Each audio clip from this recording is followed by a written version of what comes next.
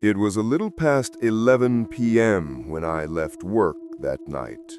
The streets were unusually quiet, and I decided to take the shortcut home, a stretch of road that ran behind a row of closed shops.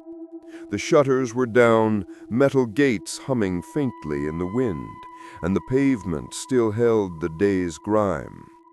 The only light came from flickering street lamps that hummed like old fluorescent bulbs, casting long, uneasy shadows, and the sound of my footsteps echoed louder than normal, hollow against the brick and glass of the dark storefronts. I remember thinking how peaceful it felt at first, too peaceful, the kind of quiet that makes your skin prickle.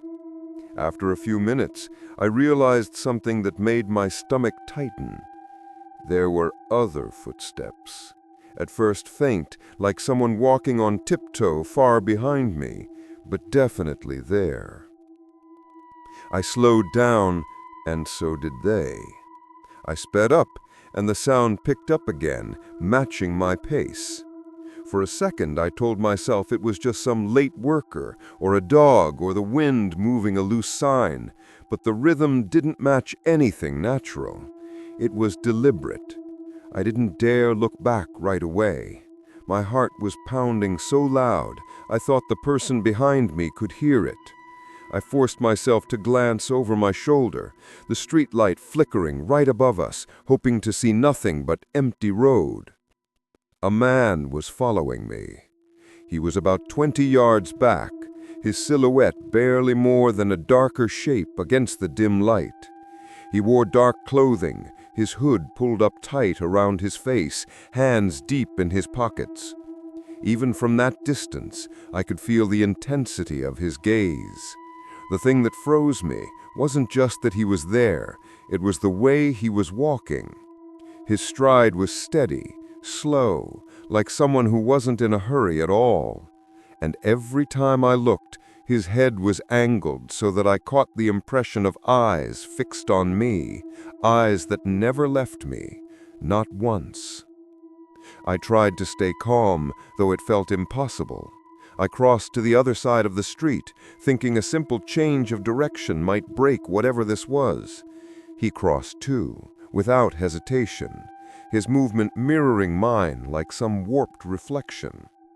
My throat felt dry as I pulled out my phone and called a friend, speaking loudly enough for anyone to hear. "Yeah, I'm almost home. I'll be there in 10. Anything to give the impression I wasn't alone. The man didn't flinch. He only shortened the distance between us, keeping pace, matching my steps exactly as if he were reading them. By the time I reached the end of the block, my nerves were shot. My legs felt heavy, like I'd run a mile when it had only been minutes. I ducked into a small side street, thinking I could lose him among the narrow alleys and garbage bins, but when I turned around, he was still there, closer now, his footsteps slow and heavy on the uneven pavement. The street smelled faintly of oil and something rotting behind the bakery. The night air seemed thicker, like it was pressing in on me. At one point, he stopped completely, just a few yards away, and stood motionless, his head tilted slightly, watching.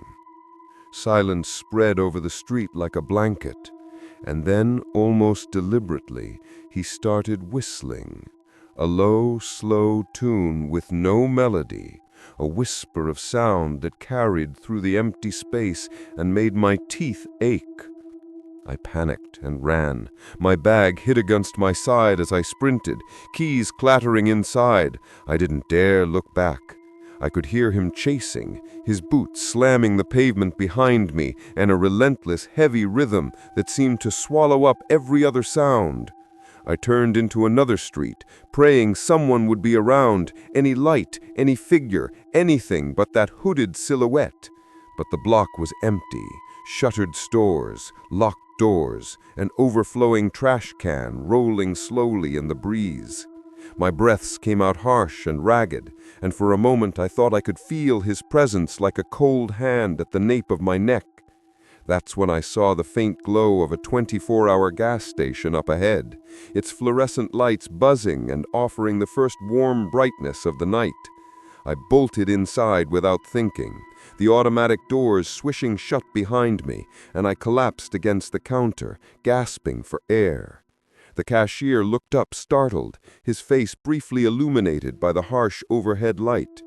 I stammered something about someone following me, my words tumbling over each other. He immediately stepped outside to look, shading his eyes as if expecting to spot the figure in the distance. The street was empty. The pumps hummed quietly.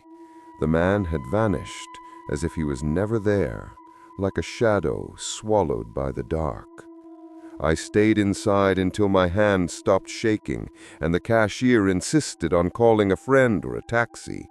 But even then, walking home felt different, like the night itself had changed shape, and I couldn't shake the memory of that slow, deliberate whistle lingering in the alleys behind me.